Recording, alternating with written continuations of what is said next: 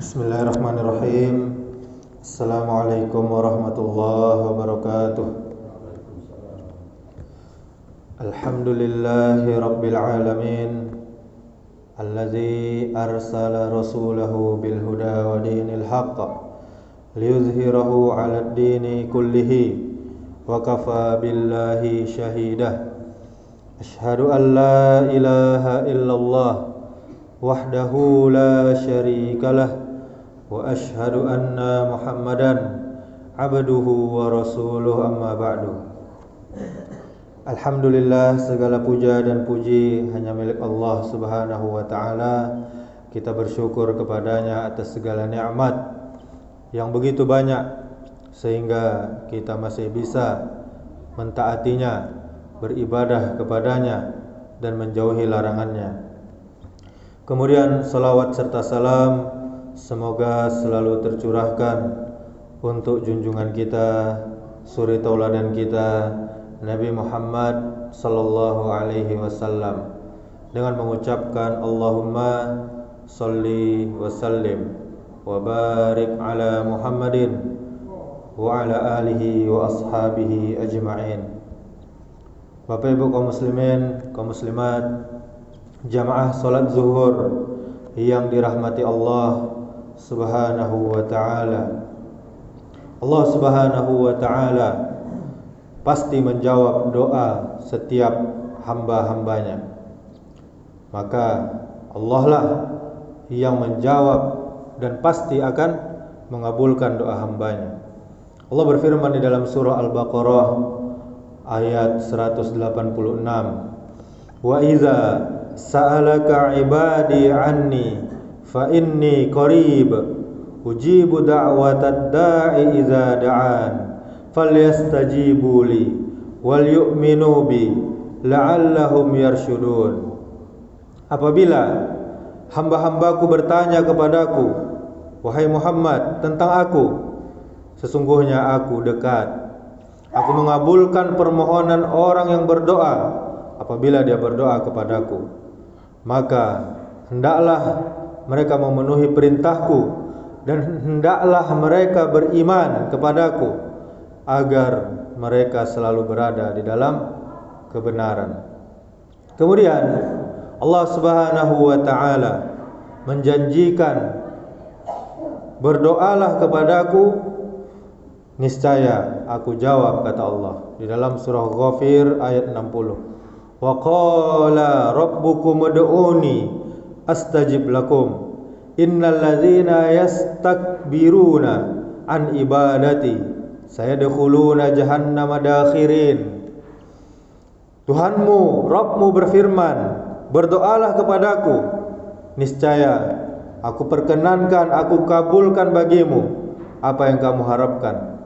Sesungguhnya orang-orang yang menyombongkan diri, tidak mau beribadah kepadaku, akan masuk neraka jahanam dalam keadaan hina dina. Dan pada ayat yang lainnya, Bapak Ibu kaum muslimin, innallaha la yukhliful mi'ad. Sesungguhnya Allah tidak akan mengingkari janjinya, dalam surah Al-Imran ayat 9. Maka Bapak Ibu kaum muslimin, yakinlah doa-doa kita pasti diijabah oleh Allah Subhanahu wa ta'ala. Sesuai ayat-ayat yang kita bacakan tadi, Allah Subhanahu wa ta'ala memerintahkan kepada kita untuk berdoa kepadanya. Adapun alasan kenapa Allah tidak kunjung mengabulkan doa-doa kita adalah karena Dia mempunyai cara tersendiri di dalam mengabulkan doa-doa hambanya. Di antaranya ada beberapa cara Allah Subhanahu wa ta'ala mengabulkan doa hambanya. Yang pertama, Allah memberi apa yang diminta oleh hambanya. Saat kita berdoa, Allah Subhanahu wa ta'ala bisa saja mendengarkan dan langsung mengabulkan, sehingga kita merasa bahagia, doa kita diperkenan oleh Allah Subhanahu wa ta'ala. Kemudian cara yang kedua, Allah gantikan dengan yang lebih baik. Saat kita merasa doa kita tak kunjung dikabulkan atau bahkan tidak dikabulkan, Allah Subhanahu wa taala akan memberikan yang lebih baik dari apa yang telah kita minta. Kemudian cara yang ketiga, Allah Subhanahu wa taala tolakkan bencana. Allah Subhanahu wa taala tidak berikan apa yang kita minta, namun sejatinya Allah Subhanahu wa taala sedang melindungi diri kita akan bencana dari yang nantinya menimpa kita dengan dikabulkannya doa kita tersebut. Kemudian cara yang keempat, Allah Subhanahu wa taala memberikan ketentraman hati. Bukankah itu juga janji Allah Subhanahu wa taala?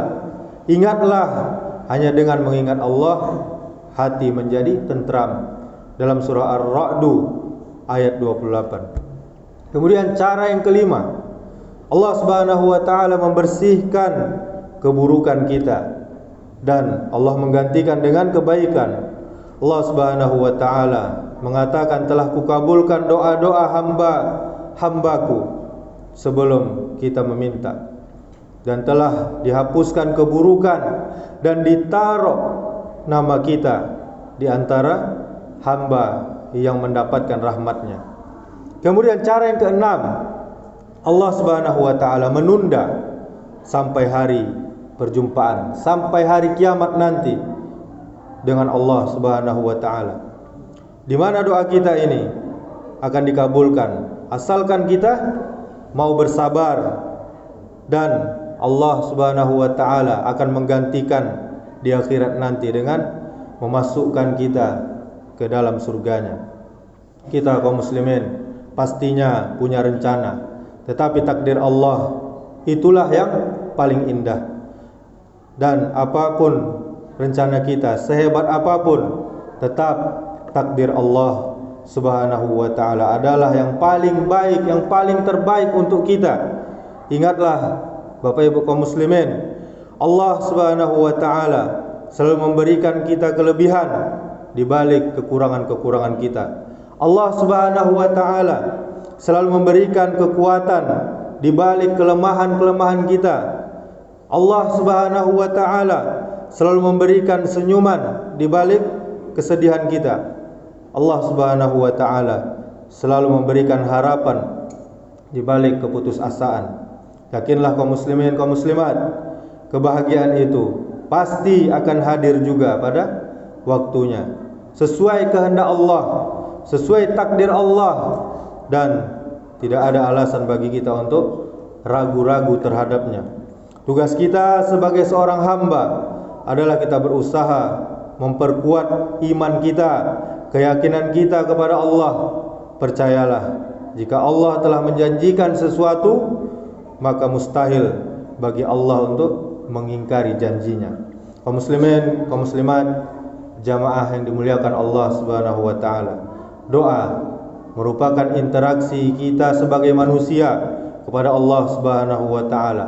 Dengan berdoa, kita sebagai manusia akan meminta kepada pencipta kita tentang perkara dunia dan perkara akhirat.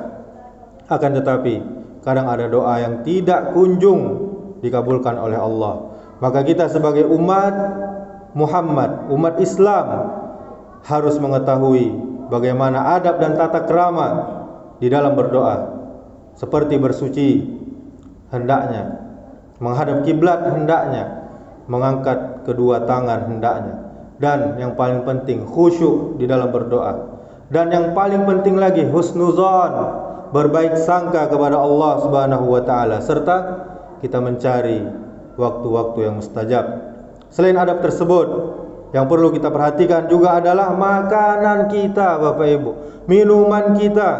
Apakah kita mengkonsumsi makanan dan minuman yang halal ataukah yang haram? Karena jangan sampai ketika kita sudah berdoa menggunakan adab dan tata cara yang benar, akan tetapi justru makanan dan minuman kita yang bermasalah, haram zatnya ataupun haram cara mendapatkannya. Demikianlah kultum yang singkat ini, semoga bermanfaat. Subhanakallahumma wa bihamdika asyhadu an la ilaha illa anta astaghfiruka wa atubu ilaik. Assalamualaikum warahmatullahi wabarakatuh.